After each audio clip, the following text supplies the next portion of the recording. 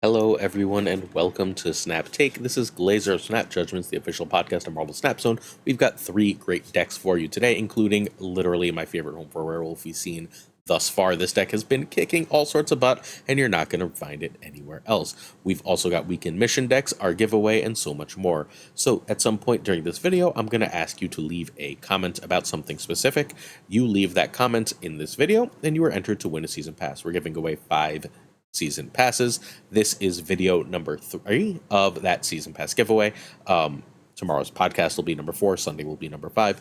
Every video will have one thing to comment. As long as you're subbed, as long as you like the video, you can win a season pass. So please do so if you're interested in a free season pass.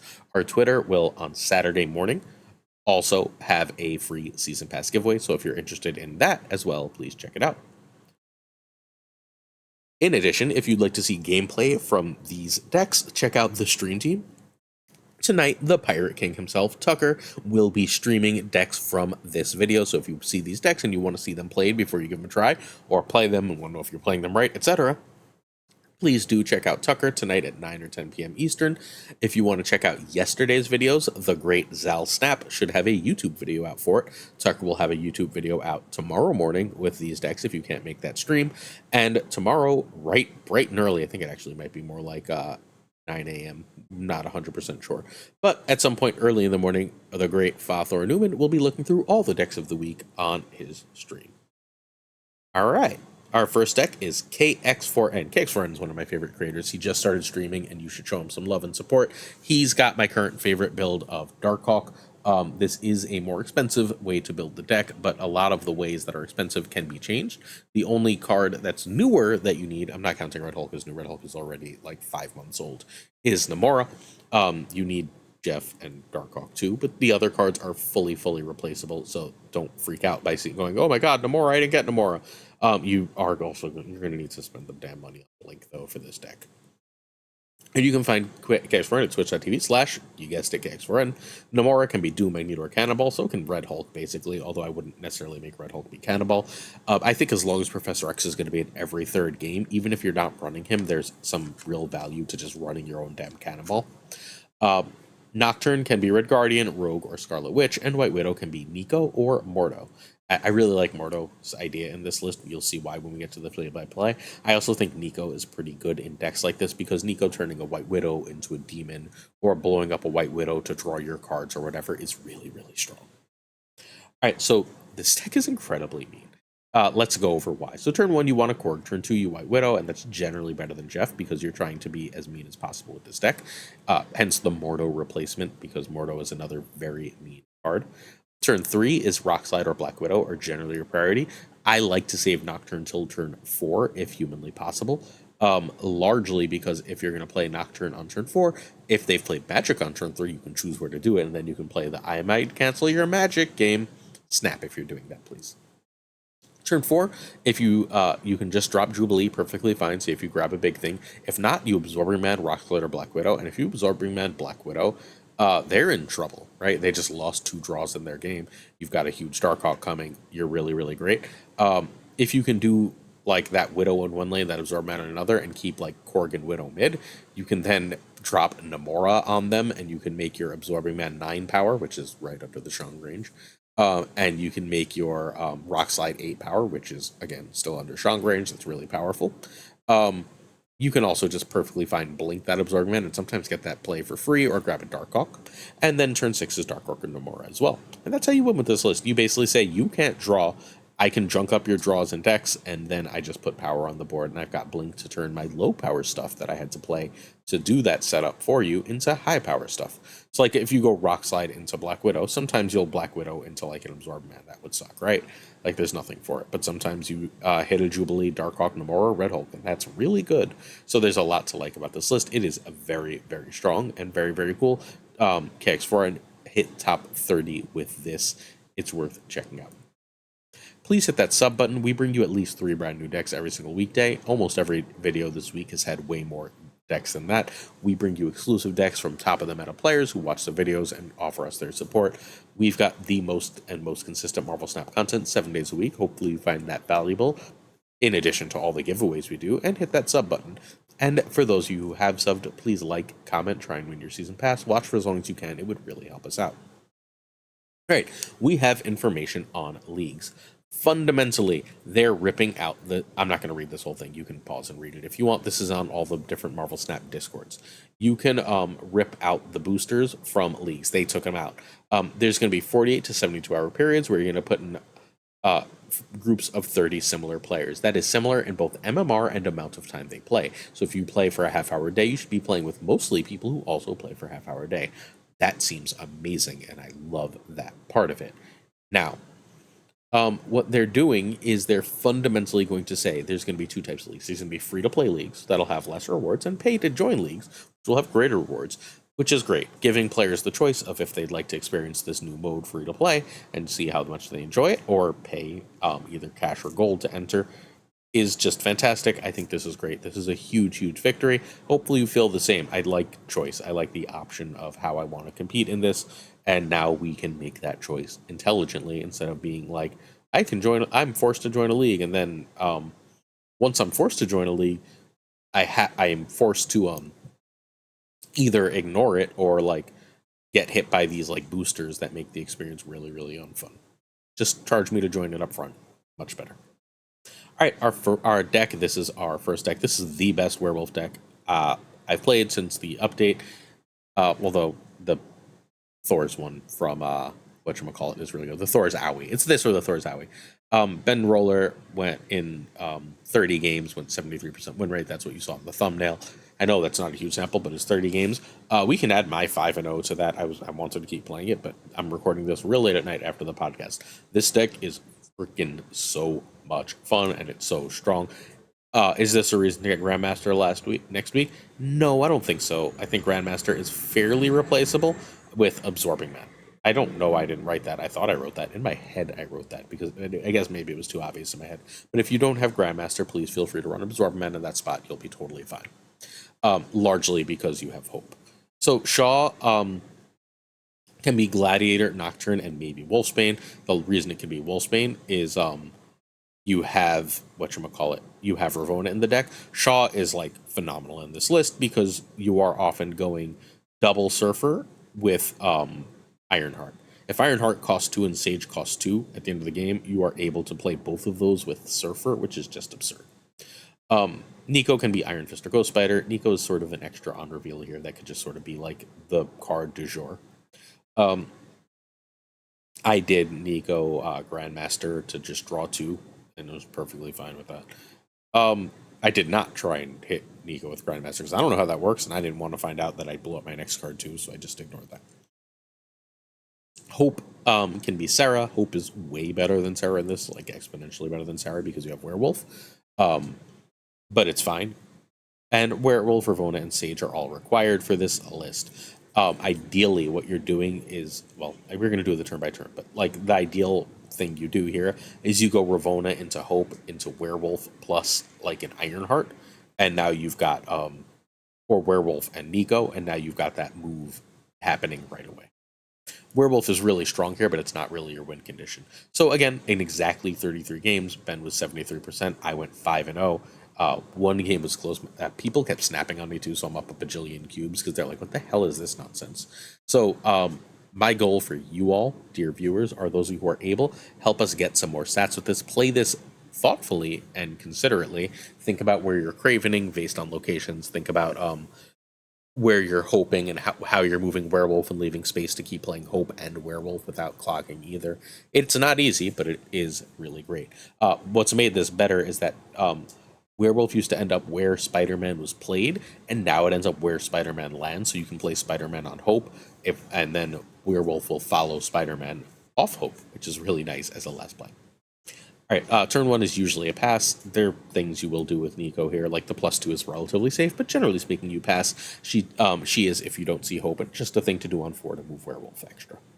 Turn 2 is Ravonna better than Craven. I like to get Ravonna out as early as possible. You can choose to wait for Ravonna to try and get them to not Mobius and end up Ravonning on 5. That's a perfectly fine play, or Ravonning on 4 with like a wolf. Fine, but like I prefer to just get the damn card out because I want to do the Werewolf nonsense on 4. Turn 3, Hope is better than Werewolf. as a general rule, I want to get Hope out. Hope is a key to this deck to me. Unless Craven, wait, I don't know what I wrote there. Oh, I would play a Shaw over a move card on turn 3 because I want to get Shaw out. Unless I already have Craven out, then I might just try and get a little early stats on Craven for some prio goodness. Turn 4 is a 3+1, which is usually Wolf. It's really hard to Professor X this deck because you have power jumping all over the freaking place and you're not letting them decide what to do with it. Turn 5 is 2 3s of Hope, and a 3 and a 2 if not. Generally speaking, this is where I would like to Spider-Man and Shaw, Spider-Man and Polaris, something along those lines. If you're going to do both of those, please Polaris first onto the Craven/Hope, and then you Spider-Man to get something off there, and then you have space and you've bounced Werewolf. Only once if you've done it with Craven and Hope, but twice if you've just got Hope there, which is pretty damn nice. Oop, I went the wrong way. Sorry. And then we've got turn 6. I lost it. It's 2 3s, and if you have the extra Hope energy, Nico last for Wolf or Grandmaster if you have enough energy. Like if you're going, let's say you have Ravona and 1 extra energy, right? You can now go, that is 7 energy, which is Ironheart, Sage, and Surfer, or Ironheart, Surfer, and Grandmaster, or some combination thereof with Grandmaster, which is just a crazy amount of power, and that's why it's better than Absorbman here. But again, you will be fine with Absorbman, because once in a while, if you don't have Hope especially, you'll end up Surfering or Ironhearting on turn 5, and then Grandmastering that on turn 6. Perfectly fine. Cool. Alright. Weekend mission deck time. Please try that Surfer deck out. I don't think you'll be disappointed. Ben Roller is amazing. So we've got 2 more Blink decks, and I don't know if you remember this, but deck 1 that we just talked about like 5-10 minutes ago, that was a Blink deck 2. We've got 4 more Sasquatch decks, and we had like 1 Wednesday and 2 more Thursday. We've got 1 full guide for a Sasquatch deck here. And then I don't think any decks really want to play both Blink and Sasquatch together. Blink decks tend to want to, look, a lot of the times when Sasquatch comes down is turn 4, and that's what you don't really want to blink away Sasquatch. So, all right. Our first weekend mission deck is from our friend It's Just Re. Check out It's Just Re on Twitch. This is Spider Bay. This has won an Infinity Border and a ton of Infinity tickets. It's a really, really cool list that I didn't think existed. This deck can Shuri Blink, which will get rid of Shuri and then get you a Spider-Woman, Abomination, Hulk. What it can do, my favorite silly trick for this deck is if you go like Scorpion or Guardian Wasp nonsense, and you get Abomination down to 2, you can Shuri Abomination in 1 turn, which is just unbelievable. If you Shuri Abomination on the last turn, you can win. That way, you can also, like, if you happen to, like, Blink is really solid with High Evolutionary. You never want to play High Evolutionary, right? But what if you, like, have to play High Evolutionary and then you just blink it away? Great. You just got a Spider-Woman, an Abomination, or a Hulk. You basically turned Evolutionary into a 5/7 and got a better card out of it. So there's lots of little combinations like that. This is a really, really freaking cool list, and I urge you to check it out. I don't think you'll be disappointed. All right, Ika's Blink deck. Everyone stopped playing it when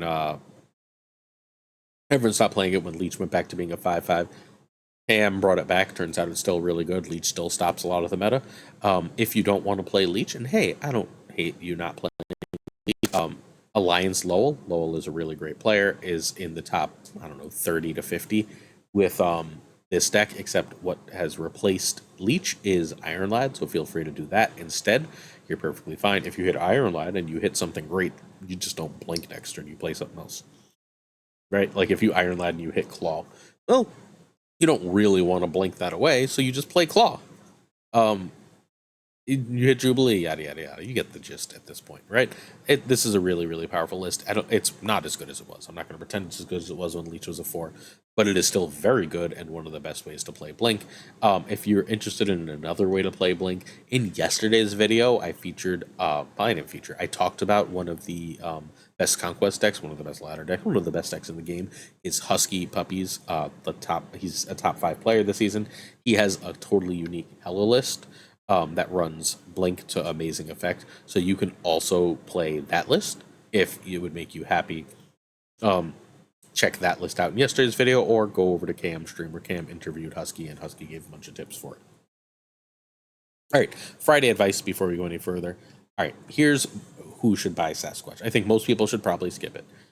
Do you play a lot of Mockingbird and Mysterio decks? If you have Mockingbird, then you play a lot of Mockingbird Mysterio, you probably want Sasquatch.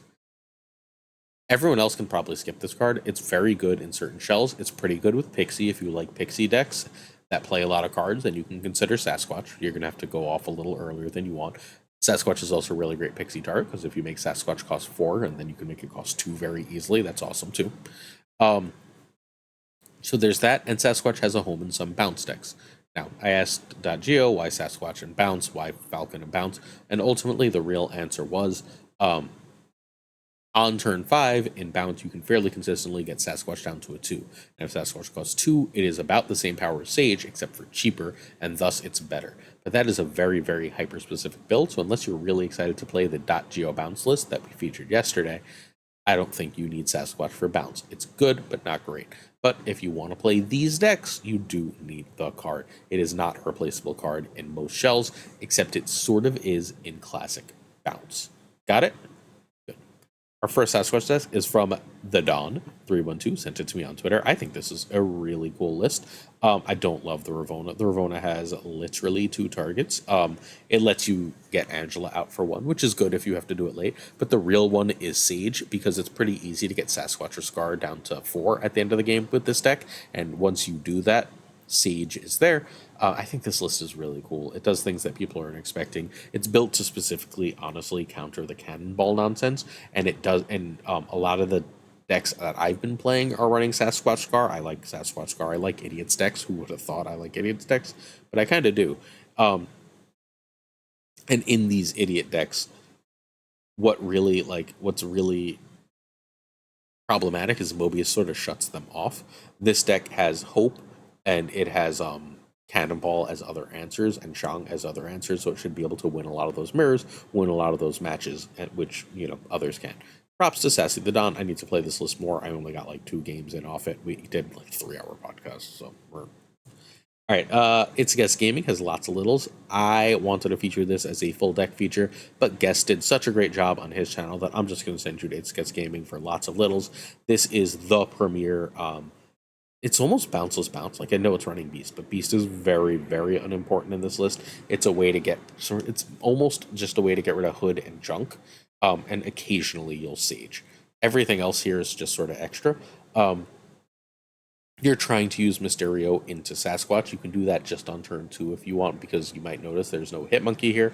If you do that, then you've also got a cheap Mockingbird to play. And as you do all these things, you combine all these cards, you've got the huge Sage, the huge Bishop, the huge Angela, and you just put a lot of power on the board. This one has already won an Infinity ticket, and Guest has won over 70% of his games and both Ladder and Conquest with it. So I, again, urge you to give this one a try. Check it out, and check out our friend It's Guest Gaming for some gameplay and some explanation of this deck. Next up, we have Big Dumb Squash. I built a Big Dumb Idiots deck in my, video. In my video at the start of the season. Woodward has his version. I'm going to tell you, there's one card in here I don't especially like. I get why Blue Marvel is here, but I don't love it. Blue Marvel can, A, help you with the useless Mysterio clones and Squirrel Girl, because you're not running away to get rid of them, and B, it can push Mockingbird into range to make Scar cheaper. Both of those are uses. It's fine. It's just I've managed to play this again very few times that I actually wanted to do that. This is running 3 runs to get Cull. It's running Mockingbird because Squirrel Girl, because it helps with Mockingbird and helps you get a lane that you're winning for cross wounds. It can just drop Mysterio. Zabu is the real spice here. I think Zabu is hilarious. Zabu on turn 4 with Mysterio, right, is going to, that's 4 cards, so that's going to make Sasquatch a 2, right, and now Cull or Crossbones costs 3. Now your Scar costs 2 last turn of the game that you can play with Cull or Crossbones. That's pretty freaking cool, right? Like, huge props. This you can also end up playing, if you get Sasquatch down to 3, right? Like, and then you draw it on the next turn, you can play Zabu for 2 with that Sasquatch for 3 on turn 5, or a Mockingbird for 3 on turn 5, and then that's still going to do the thing you want to do. Then you can go both Crossbones and Cull Obsidian on turn 6, which is just a lot of power. I think Zabu is a really cool addition here that I like a lot. I fully plan to play the living shit out of this deck as soon as I have time. All right, this is our first deck. This is the deck we're covering. This is Desmond. The great Desmond Correa is one of the most important deck builders in Marvel Snap, finished in the top 4 of the last Lamby Open. Created this deck fully originally, to my knowledge. Built simultaneously is this Lamby deck. See the decks? I changed a couple of variants, but these are the same fucking deck. There is one card different. Desmond is running Baron Mordo. Lamby is running Morph. Which should you run? Well, the answer to that is how much Hella you seeing. If you're seeing an absolute crap ton of Hella, Morph is better. If you're seeing an absolute crap ton of basically anything else, Baron Mordo is better. Makes perfect sense, right? If you think about it at all. This deck is really, really good. This is one of the best decks. My basic logic for featuring this deck is both Lamby and Desmond built decks, and then they came up with the same deck independently. That means it's probably good. Lamby's the best player in the history of Marvel Snap. Desmond's one of the most important and influential people in the history of Marvel Snap. Play this deck, if you can. You can find Lamby at twitch.tv/LambySeriesTV. He's Lamby Series GG. He changes the letters at the end, I think, on YouTube. So if you want to check that out, he's trying to grow there, too. You've got youtube.com/Desmond Korea for Desmond, if you were interested in checking Desmond out. Sasquatch used to be Lady Deathstrike in this exact style of list. You can also try Valkyrie. Nocturne and Red Guardian can be Gladiator, Rogue, Polaris, etc. You just want good 3s there. White Widow can be Mordo or Morph. Obviously, if you don't have Widow and you have one of the others, just change it. And if I think you're going to need the rest, but I think Nico is especially good here because Blow Up Hood or a Mysterio clone to draw 2 is amazing. Turn either of those into a demon is amazing. Give an extra Mysterio clone a +2 is amazing, or a Jeff +2 or whatever, a +2 is amazing. All these different little things it does are really great. Yeah, I think that there's a lot to like about Nico Minoru in these lists. Everything but turn right has a really great use at one time or another. Even just being a 1/4 is really solid, especially with certain locations that can make that even bigger. So I am a big Nico fan in this list. You can change her for like an Iceman if you must, but I think you're losing a lot, especially losing a lot for that hood. All right. I didn't change the subtitle to this. Please ignore the subtitle. But turn 1 is Hood. Turn 2 is Mysterio if you have Sasquatch or Mockingbird. If not, you're going to Widow. You can also play Jeff if you want. Mordo is more or less equal to Widow if you have Mordo in the deck. If you can tell what your opponent's playing, I tend to prefer to Mordo. If you can't tell what they're playing, I tend to prefer Widow. Turn 3, Nocturne or Red Guardian. Turn 4, Sentry or a 3. Versus Demon and 2/2s. You would like to Sasquatch with other stuff or play Annihilus then, and then Mockingbird with a bunch of stuff and play. Yeah, that's it. That's the whole list. Get it? This one's really cool, really powerful. This is Lamby Sasquatch list. This is Desmond Sasquatch list. I think it's pretty damn cool that this is just a solved build at this point, or this is close enough to a solved build that can be effective in the hands of players who understand what they're doing with it. Questions of the day. Shoutouts, and we out of here. It's real late at night at this point. So first, Ryan Wood asked my favorite childhood movie. All right, so like as a little kid, I don't remember what my favorite movie was, but the first favorite movie I remember having was Aladdin. I loved Aladdin. It was one of my favorite movies ever. It was genuinely fantastic. That might have been my favorite movie until I was old enough to see Shawshank Redemption. My favorite movie as an adult is a movie I watched as a child, but was not my favorite as a child. It's The Princess Bride. I think The Princess Bride is made of brilliance. I loved it as a kid. It just wasn't my favorite as a kid. All right, Derek 1520 asks about Red Guardian's value. I think Red Guardian is great. Red Guardian is sort of Rogue meets Shadow King, and it's really powerful. I don't think you should have to run out to buy Red Guardian. I maintain that Red Guardian is a card that you're happy to own, but is not required really for anything. Almost any meta that requires Red Guardian can be answered by something else. So I think, but almost every deck that can answer things, that can use Red Guardian to answer things, doesn't always mean it can use something else. So sometimes, like, Shadow King will answer Bounce deck, for example, whereas Red Guardian can answer that on 3, Shadow King would have to be played on 6. There's some decks that can't afford to play Shadow King on 6, and thus Red Guardian is much better for them. However, in general, I think Red Guardian is very good. I don't think it's as good as Nocturne, and I don't think it's a requirement to own. Caleb Robinson asks if Snap should notify who's in the token shop at refresh. I get the feeling that would be very annoying for most people, but having the ability to turn that option on would probably be good and benefit Snap in the long term. So I like it. Sycoria wants my current take on the variant shop. I think the variant shop is terrible. I get that they want us to log in all the time to keep checking things, but like, I mean, just let us pick our variants. Let us pick something in this game that we can't pick what cards we buy, that we can't pick like a bajillion different things. Let us just pick what variants we want to buy. If we want to give you the money, let us buy it. Even if like we can't buy it from anywhere, let us buy it for a little bit more from the album itself.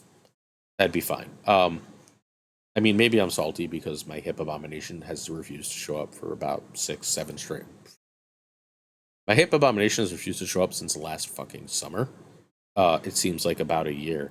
I'm pretty sure because that's when I started buying hips. So that's completely absurd. They need to do something to like make this less of a frustrating experience. The game should not do so many things to make me mad at the game, because I love this game, and it should like stop having petty little frustrating things, or as many petty little frustrating things that when I think about, I get frustrated. If you like your questions read out in Sunday's video, please leave them in the comments. Certain tiers of support on our Patreon come with on-air thanks, and I love you, friends, but it is really late and I'm really tired, so I'm going to fly through this. I'm not going to do my usual spiel. Sorry, appreciate you all so much. Abigail, he's the Editor, Burnout Cables, David G. Wingfield, Direwolf, LAB, FaThorNewman, Good Dog Gamer, This Is The Way, Inc., Jane Every, Jada McDonaldino, Caretix Lee, Koire, Pyroforce, The Goat Seeker, Deadman Falcon, Doku, Philip Brackvich, Ginger Prime, Haplo, Kenny Loggins of the Danger Zone, Rob Silverman, The Bezza, XRSV, and Skippy G, Simon Nyquist, Snap Justice League 1 Season Champion, Kinga Bros, Black Dahlia, The Great Kazoo, Jessica Gamble, Ryan Wood, Kev Hoda, Lunacris, Louis Antunes, Models, Mod Supreme, Darth Tato, Reba Citala, Brian Kaufman, Tristan Ace Martin, Fuzzy Dylan, Spectrum X, Hoot, Matt H, Mikey Hijinks, Snowflex, Ocularis, Craig Starry, Pretty Jill, Seamus, Spike Jones, Two Ties, Who's That Coming Infinite, The Pirate King, Tuccrr, who tonight you can watch on stream, The Homie Man, love you my guy, and of course, as always, Gunny T, where the T stands for I need to go to sleep. I hope this video uploads fast. Love you all. I'm taking tomorrow after work to chill with the fam. I'll have articles and exclusive videos and all that good stuff up on Patreon Saturday into Sunday at some point, and I'll see you all soon. No, I miss you. No, I'm so appreciative of you watching. Peace.